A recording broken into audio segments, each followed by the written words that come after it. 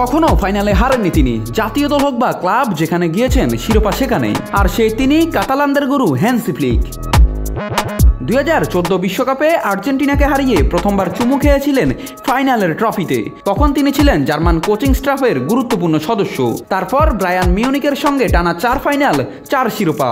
এবার বার্সেলোনার ডাগ আউটে এসে আরও 2বার, 2 ক্লাসিকো ফাইনাল আর 2টোই জয়।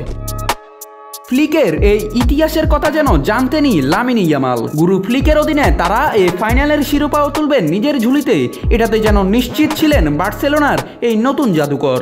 তাই তো কোপা দেল রে ফাইনালের আগেই সতীর্থ আরাহোকে বলেছিলেন, আমরা 1 গোল করলেই হবে, ওরা যদি 2 গোলও করে সমস্যা নেই, এই বছর ওরা আমাদের থামাতে পারবে না। ঠিক যেমনটা বলেছিলেন ইয়ামাল তেমনটাই হলো।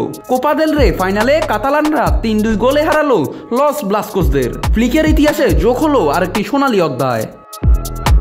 এ যেন ইতিহাসের পুনরাবৃত্তি। শিষ্যর বিশ্বাস আর গুরু হ্যান্সি ফ্লিকের অপরাজেয় অতীত একসঙ্গে মিশে তৈরি করলো আরেকটি অমর মুহূর্ত। হ্যান্সি ফ্লিকের কৌশলে শুধু ইতিহাস লেখা হয় না, পুনরাবৃত্তিও ঘটে। বার্সেলোনার জয়, ফ্লিকের অদম্য রেকর্ড এবং ইয়ামালের নির্ভর বিশ্বাস সব মিলে গড়ে উঠলো আরেকটি এল ক্লাসিকো ফাইনাল।